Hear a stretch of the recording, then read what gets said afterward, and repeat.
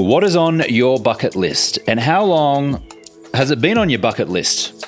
Today we're talking to a graduate of one of our Stop Drinking programs who achieved a bucket list item in part because he was alcohol free. I'm going to let him share the story in just a moment, but one of the real blessings and real honors that I get as a coach here in Project 90 and helping people have a better relationship with alcohol is to see remarkable transformations in people, whether it's health transformations, whether it's financial transformations, whether it's just positivity, mindset transformations.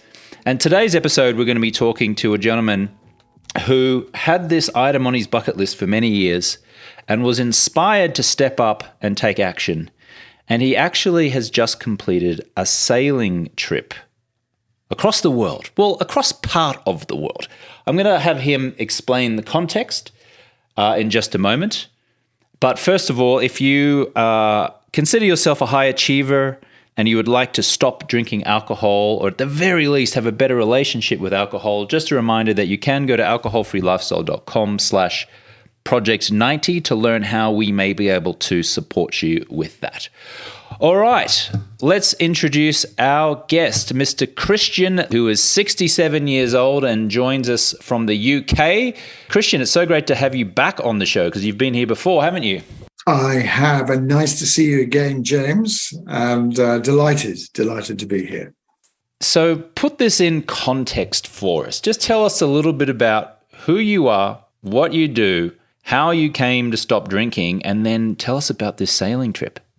Okay, well, that's quite a story. So let's start really with my wife, who, when I was 60, so 67, so 7 years ago, she was diagnosed with a terminal illness. And on her journey, she had 4 years, we didn't know that at the time, of her life left, and she wanted to do lots of different things. So there was a whole realm of different bucket wishes for her. So in that journey of 4 years, and she was disabled, she was in a wheelchair, but we managed to see 40 countries in 4 years, and we accomplished an enormous amount. But one of the coping ways that I was dealing with it all was by drinking. And I've always been a drinker, but my consumption after her diagnosis started to creep up. And it's a bit of a beast, this drinking one, because it just consumes you quicker and quicker day by day without you really realizing. So I got to a stage that after she died, I suddenly realized I was drinking even more.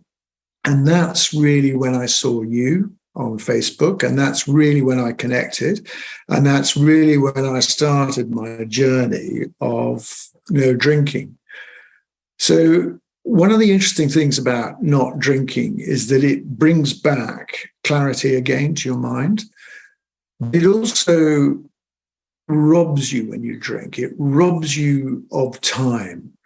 And what I realized was that after Jilly died and she had done so many bucket wishes, I thought, you know what, it's my turn. And she was always trying to encourage me to do it.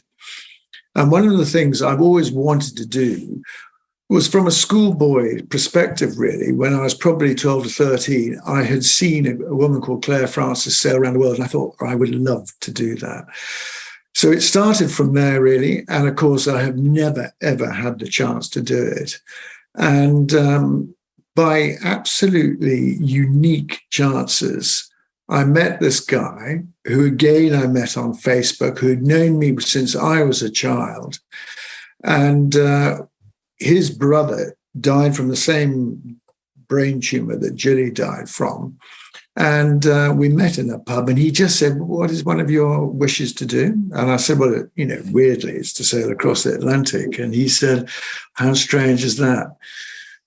Because I've just chartered a boat. One of the guys has fallen out. Do you want to join me? And that Wow. was a year ago. So I felt actually Jilly was partly behind this whole thing. And that was the guiding light. And it was one of my great wishes come true. Incredible. Incredible. What a story. Quite a story, yeah. So, Go on. so yeah, I have so many questions, and I know that we're only part way through the story, but you really were thinking, I want to sail across the ocean here. And you hadn't really, it sounds like you hadn't really done much research into how you might do that. And then meeting. I hadn't done any research, really. I mean, the fact of the matter was, I've always fantasized. It's a boyhood fantasy. You know, I've always liked the fact of sailing. I've always thought single-handed sailing, I'm not brave enough to do that, but I always fantasized about that. So this was my chance of really fulfilling a wish, but in a fairly safe way. And it was, I mean, as safe as it can be. It was a 60-foot boat. It's not huge. And the seas can be very big. But I wanted to see what it was really like, to really think forward, could I do this on my own? But then fate stepped in and presented you with someone who just happened to be going on a sailing trip weeks later, or was it weeks later, months later? How long later from when this opportunity arose? Oh, okay, 18 months. So it was good 18 months, right? Good 18 months. But the weird part of that was it was as though Gilly was sort of organising it behind the scenes, really, because it was fate. And since her death, there's a lot of fate that has come in, and there's lots of different things that have happened in my life where it is just extraordinary. So though you can't actually chat to them, you do feel as though they're still there and they're still sort of manipulating certain crossroads in front of you, and you're the one that has to take the opportunity of doing it. So my mind is always open. And this was one that came across, and I just thought, wow, this is such a good opportunity. I've just got to do it. Yeah. And so what happened in those 18 months between when the opportunity seemed to present itself to you and you actually started on this trip, which I'll ask you some more details about in just a moment. But what happened in those 18 months? Well, very little, to be honest, because the boat we chartered, the boat is it's an Oyster 62. It's a very nice boat, but it's one that travels around the world. So it was going in a direction towards, it's been up in Scotland, it had come down to the UK, down to the sort of, southern ports, then made it across to Biscay, then went down to Spain, crossed from Gibraltar to Gran Canaria. So it had its crew, which was 8 of us, and we were all sort of paid up members to do this particular sail across, really. So it was all happening. We didn't have to really do a lot of planning because the guy who owned the boat has 450,000 miles of sea experience behind him. So he's a very established sailor, and he was one where I could really just observe. I mean, I have my own sailing boat. I've had that for about 25 years. But that is a lot of inland sailing. When I saw coastal sailing, it's very different to going across a 3,000-mile ocean. Because when things go wrong, when you're coastally, you just take it in and you get it repaired. When things go wrong at sea, there's only the people on board that can fix it. And that presents lots of different challenges. And it also presents lots of different challenges in terms of weather. Often, if you're sitting on the shore, you'll think, I won't go out today. But you will get a lot of weather, which you're out in, which you wouldn't be out in normally in those conditions. Got it. Okay. So the actual trip you took, as I understand it, was from Gran Canaria, which is an island off of Spain. Correct. And it was a 17-day trip to St. Lucia in the Caribbean. Yeah. And that's about 2,700 miles, as I understand it. Just tell us a little bit about the actual trip. Well, so Gran Canaria, we left the winds then. So we got a very nice, everybody came to the port from Gran Canaria. They're all waving us goodbye. The part of this was the Ark race. So there's 140 boats, sailing boats were involved in this. And it was blowing very good. So sailing terminal is blowing up to 40 knots. So that's a pretty steep wind. The seas were very big. So it was a real baptism of fire, really, at the start, because we came out of the port and we were straight away into the Atlantic. And the Atlantic just has very big rollers. And so the more wind, the deeper the rollers are. And our particular depth of rollers at that stage was 5 meters. So it was the roughest start that you could predict. And we weren't quite ready for it, but there's nothing else you could do. You just had to get on with it. So if you get an idea, if the boat is pitching down 5 meter rollers and coming up the other side, what it does as a mono hull, which is just one single hull, it corkscrews coming up. So the motion is huge, and you have to really hang on for dear life, because if you don't, you'll just be spat out, or you'll fall, or you'll go overboard. So it's a pretty precarious situation to begin with. So professionally on board the boat, everybody was online. So you have your own life jacket, and you're on a line which is fitted to the boat. So you don't get actually washed overboard, but if you lose your footing, so all is safe there, although there are procedures which I'll explain later about man overboard. But we had this incredibly rough start, which continued for about 2 or 3 days until the wind subsided. And generally what happens is you head south, you pick up the northeasterly trade winds, which run in a circle across the Atlantic. So we're heading south, we're picking those up, and they're pushing you westwards, really, towards St. Lucia. So in terms of sailing, you're not actually doing a huge amount in terms of sail change. When you're racing in a sailboat, you're doing a lot of sail change. But when I say coastal racing, but when you're actually out in the ocean with the wind just behind you, we probably jibed about 15 to 20 times. So 15 to 20 times resetting sails. So that what you do on board is you're on a shift system. There were 8 of us. And of those 8, 2 of you are on watch. So you're on watch for 3 hours, and then you have 6 hours off. And that is going around 24/7 around the clock. So you're constantly in some state of sail. So our job really when we were on watch was really looking out for other shipping, looking at how the wind was behaving, looking out for squalls behind us, and just managing the sails, that if there was too much wind, we didn't get too many problems with the sails either bursting or the boom. They call it a jibe, which is an uncontrolled jibe, where the boom swings over and crashes on the other side. It's a very dangerous sort of maneuver on the boat, because it's if it hits you, it's not good. I'm looking here on a map as you're talking. Gran Canaria is actually off the west coast of Africa. Even though it's Spain, it's not where we might ordinarily think of Spain, is it? It's kind of just off the coast of the Western Sahara, sort of south of Morocco, a fair way north of Senegal. So for those listeners, just think of West Coast Africa, taking off from a Spanish island and then sailing west towards St. Lucia in the Caribbean, which is south of Puerto Rico, north of Venezuela. Probably a good 3-hour flight south of Miami is probably where it is. Okay, got it. Now I'm seeing on this map that I'm looking at here that I just Googled, there's a heck of a lot of blue there. That's a big ocean. There's nothing in between Gran Canaria and St. Lucia. Now, what is it like being 17 days at sea and not seeing any land?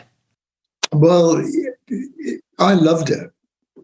Because for various reasons, really. I think one of the things I loved most about it was the telephone that is living on us all the time. The only job it could do really was to take photographs.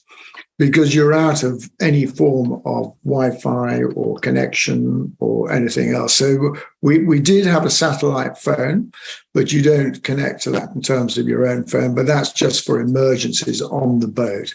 So what was interesting was to see the crew and how they reacted, because at the start you have a telephone, you have a certain connection with the telephone, but after that it disappears. So the telephone slowly disappeared, and in the relaxing side of it, the books started to come out. So you have this thing that you've never really had a lot of, which is time. And that time becomes reflective. And what often happens on a trip like this is that you go for a complete reset. So you have a chance to really look at your life, see where it is, see what you're doing. And talking to the owner skipper, he was saying that often people decide to come back and think, right, that's the end of my marriage. It's never been working. I'm going to start my life again. And it gives you a completely different perspective of where you are. And it's a brilliant reset button. And in my life and where I am, really, obviously, having lost my wife, it changes everything in terms of the dreams that you shared or wanted to share together. So the first part of having been without Gilly for the first 3 years was very difficult the first year, because it just leaves you in this very confused state. And then really one of the biggest benefits of all was giving up alcohol, because that really allowed me to get much more clarity for myself, as opposed to numbing myself totally on alcohol, where I just didn't do anything. So without alcohol was the first realization that my life is short, life is incredibly precious. I've already lived with someone that has died. Time is precious, being 67. I don't know how much I've got to go, but I just think every day is incredibly important. So it made me really think, come on, you've got to just start doing everything you want to do, because before you know what, your body will give up, or you can't do this. And while I'm still fairly fit, I thought, right, crack on. So no alcohol has given me probably the biggest freedom that I've ever had in my life. And I never thought I'd ever say that, but it has really, because it's allowed me to really explore things that I've never been able to explore myself. Not only what I want to do, but also how I think, what I want. And it was like a jigsaw puzzle, really. And I was able to put everything back together and then take out the pieces that I wanted to get rid of, that I didn't think were necessary in my life anymore. Beautiful. I don't know if I've explained that very well. Was there a moment on the boat when you were by yourself and pondering your life, where you had a revelation or a drop the mic moment or a breakthrough or something profound that came to you as you were possibly sitting there, maybe in the silence during the daytime, looking out at just an endless ocean? Or maybe it was a conversation with a fellow passenger. I said passenger, but a crew member, I think, is more appropriate, isn't it? Was there any profound insight or moment that you had on that journey? Yeah, there was one huge one. And I haven't really ever spoken about it because, for risk of people thinking I'm completely and utterly bonkers. But I will share it because, it was very important to me, and it was very surreal as well. But I was on the night watch, and the moon plays a big part in the night watch, because the moon obviously rises and drops, but it gives you light at sea during the night. Without it, it's a very dark sail. And on the night watch, it had come down onto the horizon. It was your typical saucer shape. So it was very orange. As it goes towards the sort of horizon, it changes color to this lovely orange. And in the clouds, it sat slightly behind the clouds. And when I looked at the clouds, I suddenly realized I was looking at an apparition. So the apparition was Gilly's face, and she was waving at me. And I was completely confounded because it was a silhouette. So it was like a shadow show. And I sort of looked away and I couldn't quite believe what I was seeing. And I looked back and the silhouette had changed to two people embracing passionately. And I again thought, my God, looked away again, came back. And then I saw her figure with 4 children on her body at different parts. So 2 in her back, 1 on the side and 1 on the front. We've got 4 children. And then the last one was of 2 angels taking her way up to heaven where she belongs. And I mean, most people that I should think would listen to that would just think I was probably tripping, but I was absolutely not. I was on my own. The strongest thing I'd had was a cup of tea. And I had seen all of this. And to me, it was her way of saying, you're doing absolutely the right thing. And here you are exploring, and I'm not far away. And the only people I've ever shared that with are my 4 children, because I thought it was a really nice thing to be able to share them, because we actually finished just before her anniversary of her death, December the 9th. And I thought it was a really nice thing to share with the children, just to say that, look, you all have her looking after you. You have your guardian angel there. She made it very obvious to me that she's there, and she's there looking after you all. So that was pretty mind-boggling, really, in terms of a profound moment. Thank you for sharing that with us, Christian. Yeah. Yeah, it was a big one. It was.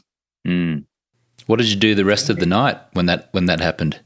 Well, I mean, it gave me a great I'm not really religious, but what it did was to give me a huge sense of peace. And it gave me a huge sense of reason as well, and a huge sense of feeling I was on the right track, So I from that moment on, felt much more at peace with her death than I have, since it, really, because the loneliness in a death is extraordinary. And obviously that's the journey of grief. And although you miss her, you can't chat to her, you get a sense there is this other life, and we are only here, for a very small time. There are lots of unexplained things, which I think we all feel and see, but cannot explain.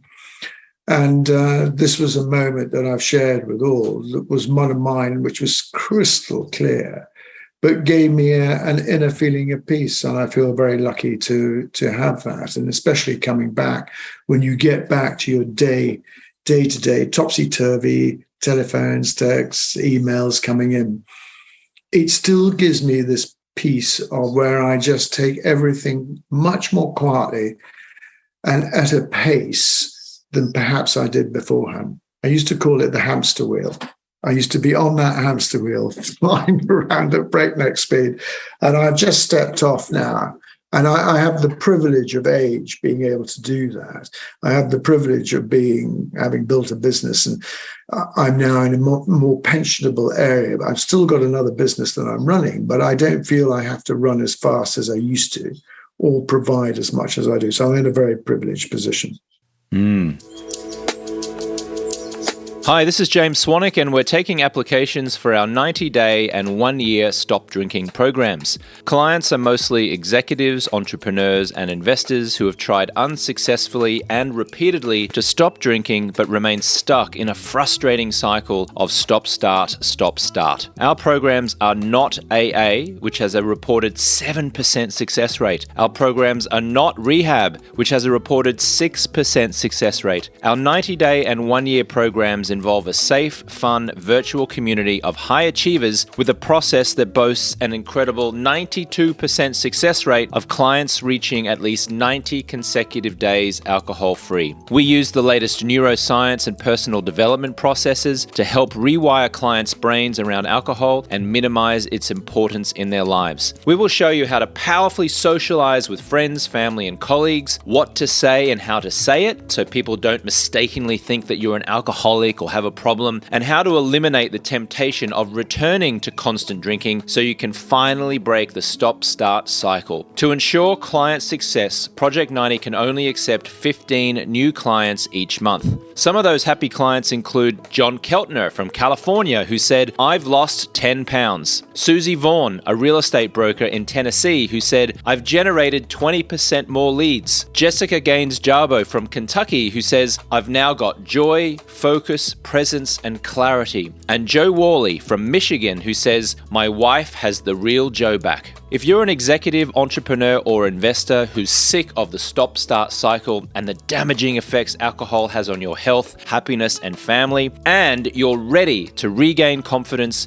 become more present with your spouse and children, reduce stress, anxiety, and irritability, sleep better, increase focus and productivity, and feel better quickly, you're invited to apply to become a Project 90 client. Applicants can apply for an introductory interview by visiting alcoholfreelifestyle.com/project90. There's a link in the show notes which you can just click, but that link is alcoholfreelifestyle.com/project90. Application interviews are limited and are conducted on a first-come, first-served basis. If there are no remaining interview times available, wait a few weeks and try again. Let's get back to the show.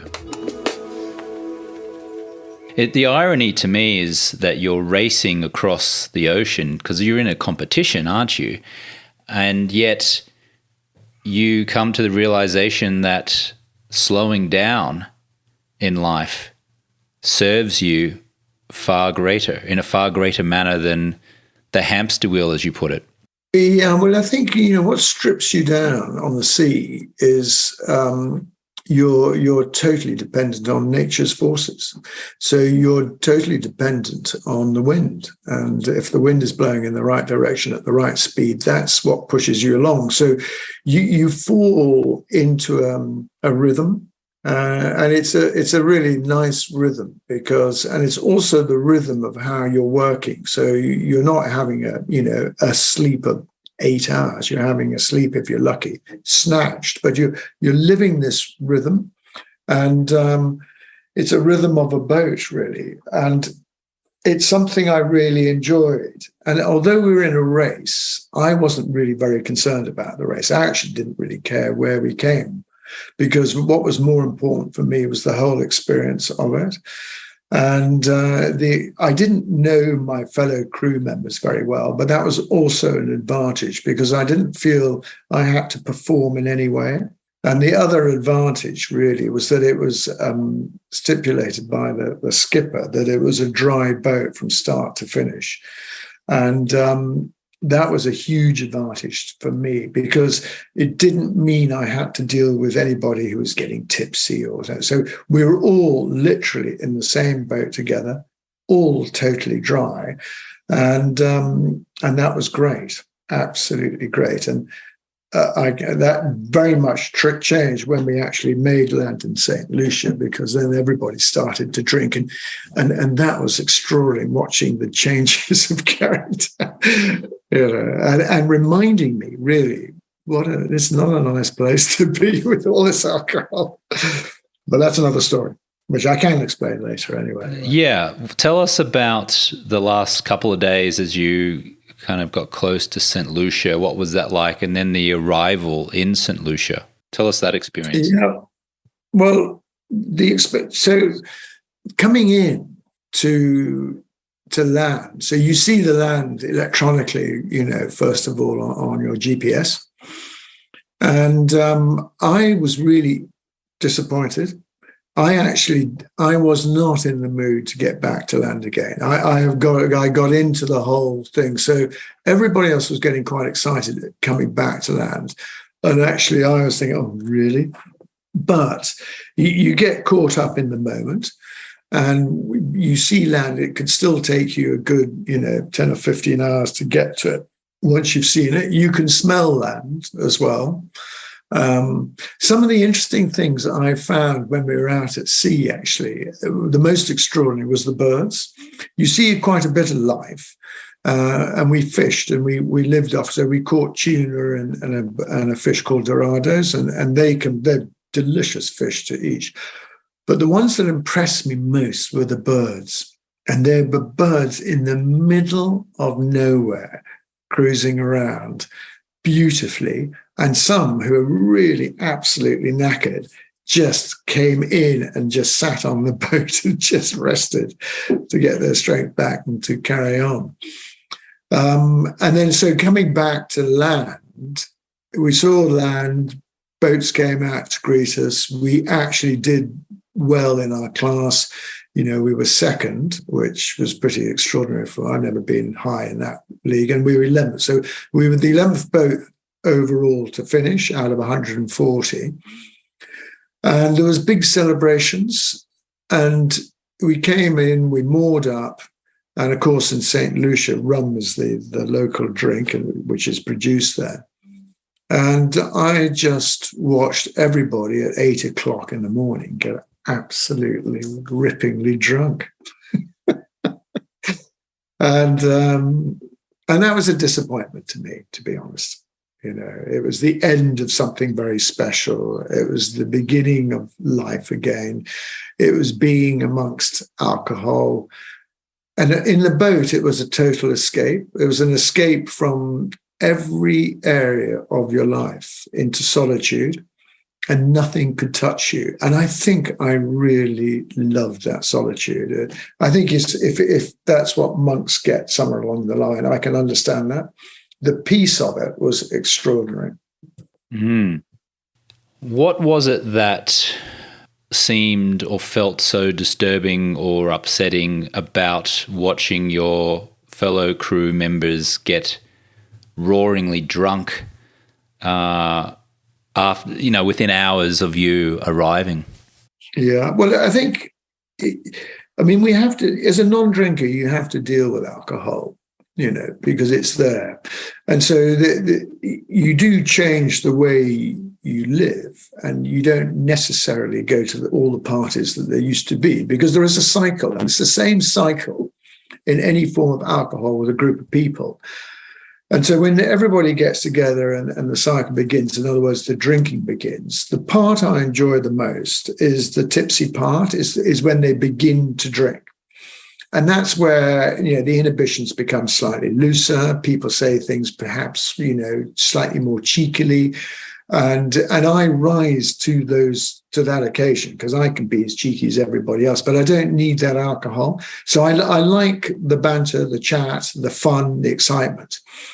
But it doesn't last that long. So it takes about an hour, and then alcohol starts to really take on a different meaning with quite a lot of people. And then what really happens is repetitive. People repeat themselves, or people get, something dogged in their mind and they won't let it alone. Or they start getting over, so they start slurring and making no sense at all. So that's a side, I don't really like. And the side where I found was difficult being in St. Lucia, if I was at home, I normally at that stage will sneak away and drive away, and no one can remember that I've been there. And that's perfect, or no one can remember when I left. But being there, I had no form of escape. So I had to sort of live with it, really. And it wasn't, I didn't really particularly enjoy that. Their celebration was drinking. What was your celebration at having arrived in St. Lucia? Or was that was the highlight of the trip the solitude during the trip, and the arrival maybe was a little bit of a letdown by comparison? Or, like I asked, did you celebrate in a certain way after you had arrived? Well, the celebration for me, it was different for everybody else, because most of these guys were married and they were meeting their wives in St. Lucia. So it was a sort of more party. The wives were delighted. So that was a bit more difficult for me because it just made me feel like, slightly more lonely in the fact that Jilly, although she was there in spirit, she certainly wasn't there in body. So I was watching that and thinking how different my life was. So I couldn't really share that in terms of a celebration. And in terms of what I had lost in terms of being out in the sea, I couldn't capture again. I've had the lovely experience, but where I was. So if I had a celebration, the celebration was to be not on a rocking boat. The celebration was to have a double bed, which is lovely. The celebration was to have a nice, non-alcoholic drink. And peace. There was a certain peace. The thing on a boat, when you're moving a lot, the boat is always moving. So you're always slightly, wherever you stand up, you have to be very careful about what you're doing and how you're doing. Only 2 days into sea, in a very big sea, we were told that it was the most important thing to do was to hold on 2 hands all the time. And if you don't, you can be ripped away from wherever you are very quickly. And a guy who was coming down the gangway into the saloon inside the boat was only having one hand. We went into a deep movement. He broke away off the ladder and he fell backwards into the galley, which is the kitchen. And he grabbed what he thought was something secure, but actually it was the hot water maker. So the hot water maker and all the boiling water poured all over him. So he had very serious burns. And again, for me, it was interesting to see how everything was dealt with on board because you're too far to go back. We could have gone down to Cape Verde, which is probably about 3 days sail. But it was interesting to see how they coped on the boat to deal with his injuries, really. And they coped very well. How long has it been since the trip was complete? Yeah, December the 17th, really. Well, I got back a bit earlier than that. I got back here to the UK on December the 17th. We came in at about December the 7th, so December the 8th. Okay, so it's been about 6 weeks since you completed the trip.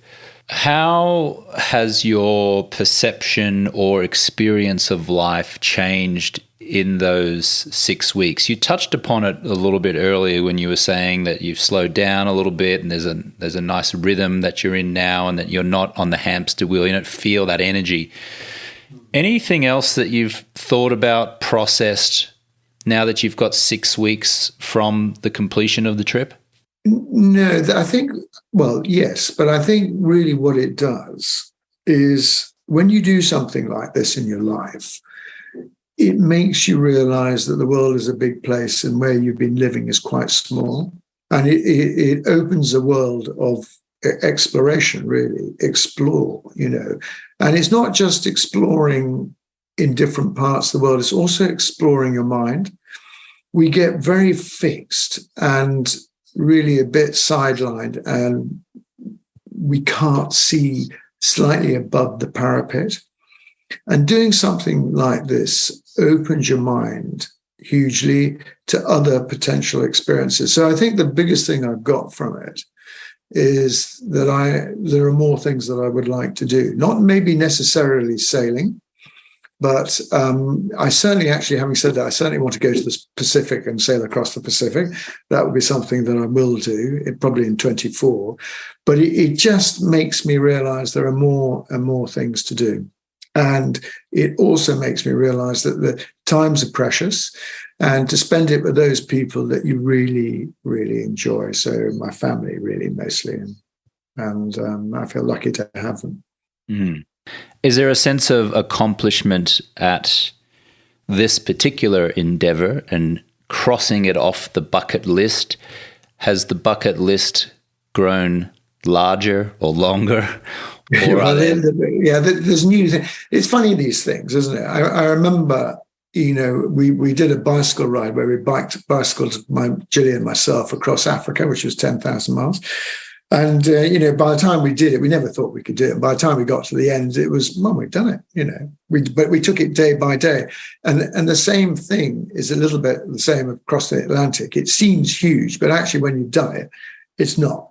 It's done. And it's not that big, really. And anybody could do it. It's just the wish that, if you want to do it, really.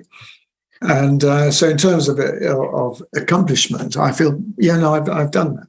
But I don't feel any, fantastic feelings of, wow, what a thing I've done. It's I just think, that's really good. I really enjoyed it. I saw it in the true perspective of what it means. And it opens my mind because I think with the Pacific, I just thought you could take a boat now, you could go down the Panama Canal, you could come out into the Pacific, you go down into the Galapagos Islands, which would be fascinating. And then you go across, and there's lots more islands to visit in the Pacific than there are in the Atlantic. So I just thought that might be quite a nice trip later on. So, nice things to do. And the sea is a nice way to travel. And the sea, without a doubt, is a nice and silent time to do it, really. Do you think in hindsight that stopping drinking wasn't nearly as big of a challenge as maybe you had made it out to be? Just like you used the analogy there where you think that sailing across the Atlantic is such a huge monumental task, and in actual fact it wasn't as a monumental challenge as you had perceived. How do you feel in relation to your alcohol journey? They're both quite similar in some respects. I think whenever you do a challenge, the most difficult time is before the challenge. And it's the same like before you start a business, the worry, the angst, the anxiousness is all before you start. The anxiousness is exactly the same. The worry before you go saying, what happens if I fall over? What happens about this? What happens if I do that? And then once you're in it, you're in it. And then you've just got to get on with it. And because you're in it, you don't really think outside it. So with alcohol, it's the same. I used to worry, can I actually give up? I haven't given up since I've started drinking for about, 20 or 30 years. What's that going to be like? And interestingly, I met my brother's daughter, she's probably about 40 actually, and she's just given up for the month. And she was so pleased that she's made 9 days. I remember that. I remember that myself. I remember to give up drinking for a week. Wow, I've done that. And here I am. I'm over. And see, now that's the difference. I don't count where I am. I know I'm over a year. I must be over probably about 15, 16 months, I should think. But I don't count it anymore because it's a way of life. And when I think about to when I used to drink to where I am now, there are times, yes, I think, oh yeah, it'd be quite nice to have a drink, but I actually just have to think through it. And I just think, oh no, I remember all that nonsense and waking up with hangovers and talking nonsense and just losing a lot. And I just think my life now has opened up so much. And I don't regret, I don't think, oh gosh, it would have been nice to have done it when I'm 40. I'm just pleased I've done it. And I'm just pleased I now live an alcohol-free life. And I never, ever dreamed I'd ever say anything like that. But here I am, alcohol-free and really enjoying it. And interestingly, we had Christmas, and I've got 4 kids, and only 2 of them could be with me because the other 2 were traveling. But we really had such a good time. So the 2 kids and myself, I didn't drink. They managed over 4 days to drink half a bottle of red wine. That was it. That was our consumption. And I just thought, and what we managed to do was have fantastic conversations and living the moment. And I think what happens without alcohol is that you do take on the moment much more. And you do embrace life much more. And it's just so much nicer without it. So that's a credit to you, James, because you put me on that track. You're very welcome, and thank you. I appreciate that. And I just want to say thank you so much for sharing your incredible journey with us, Christian. Just a monumental achievement, a fantastic accomplishment. And I'm sure that someone is watching down on you from above now and is very, very proud of you. Yeah. Well, thank you. Thank you. I don't look at it as a huge achievement, but I look at it as a life experience, and it's a great one. And I recommend, anybody who's listening to this is, and Jilly said it herself, actually. And in fact, when she was dying, she called it the Jilly factor, because a lot of people have put off doing things. And they came to her and said, actually, we're now beginning to do these things because of the Jilly factor. Life is short. And so really embrace it, crack on and enjoy, because there's lots to do. Christian, thank you so much for sharing your time with us. Appreciate you. Pleasure. And my pleasure, James. And thank you. Actually, I owe you the biggest thank you. Hi there, this is James Swanwick. Thank you so much for listening to the show. I would be so grateful if you would leave a review. That will help us climb the rankings and get our show exposed to so many more people who could really benefit from the content. You can do that by going into Apple Podcasts, rating the show, writing a little one-sentence summary, and posting it. That would be so amazing. Thank you. Likewise, if you would like to schedule a 15-minute exploratory call and apply for our Project 90 program, then you can do so by going to alcoholfreelifestyle.com/project90. If you'd like to get the free guide, that is the Alcohol Freedom Formula Guide, you can go to alcoholfreelifestyle.com/guide. Our YouTube channel is at alcoholfreelifestyle.com/YouTube. You can follow me on Instagram and TikTok at James Swanwick. Thank you so much for listening. We so appreciate you, and we'll catch you on the next one.